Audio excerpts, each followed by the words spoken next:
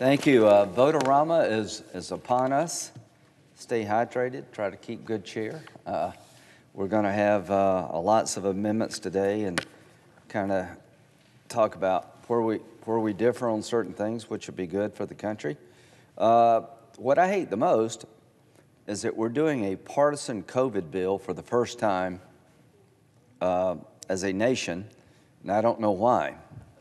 Because on March 5th, 2020, 96-1, we appropriated $8 billion when we just began to understand what COVID was about. March 18th, $355 billion, 90-8. March 25th, $1.9 trillion. So March 5th to the 25th, we spent well over $2 trillion. The average vote, 96-1, 90-8, 96-0. April, we spent $355 billion by voice vote. September 30th, 2022, $8 billion, 84-10. December the 21st, 2022, $1.04 trillion, 92-6. So it's not like we can't work together on COVID.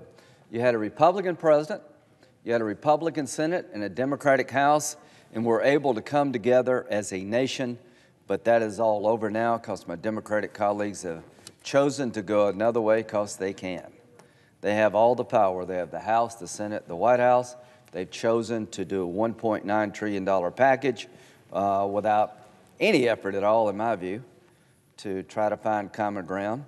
90% of this money's got zero to do with COVID. It is and every time Senator Schumer says it makes me believe it is. So another point for the American people, of all the money I just described to you that we appropriated in a bipartisan fashion, we haven't spent it all yet, but we're going to spend a $1.9 trillion, even though we hadn't spent the earlier money. Of the administrative actions, we got still $200 billion left to spend. Of the legislative appropriations, we appropriated $4.1 trillion. We've got $1 trillion we haven't spent yet, but we're going to spend a $1.9 trillion more before we spend what we spent in the past. The Federal Reserve set aside $5.9 trillion to help business. They've only spent $2.8 trillion, so there's a lot more capability there. The economy is showing signs of life. The vaccine is out. Things are looking better. Seems to me we'd want to slow down and spend the money not spent wisely before we embark on a $1.9 trillion spending spree. Most of it doesn't have much to do, if anything, with COVID.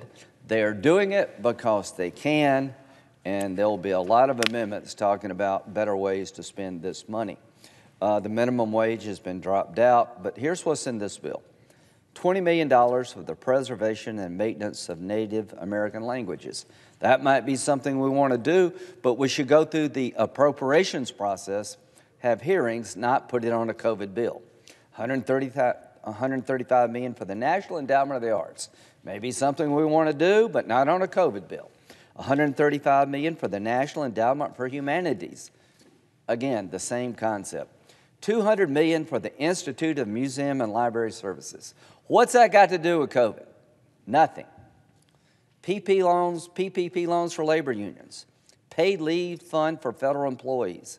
$86 billion bailout for union pensions. What's that got to do with COVID? Nothing. $350 billion for blue states. We changed the formula under this bill, dramatically different than the one we passed 96-0. So I could go on and on. Money for schools. Most of the money in this bill, $129 billion for K through 12, only $6.4 billion is to be distributed this year.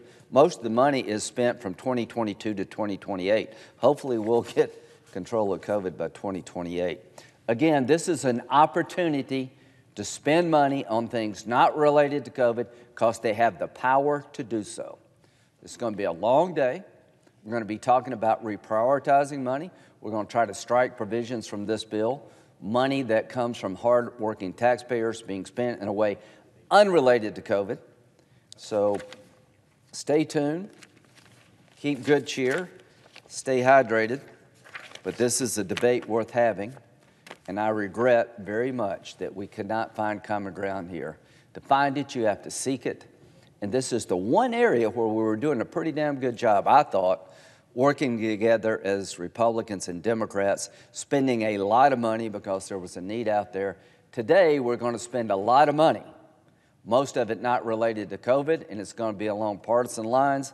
It's unfortunate, but it's a choice my Democratic colleagues made, and we're going to hold them to that choice. With that, I yield the floor.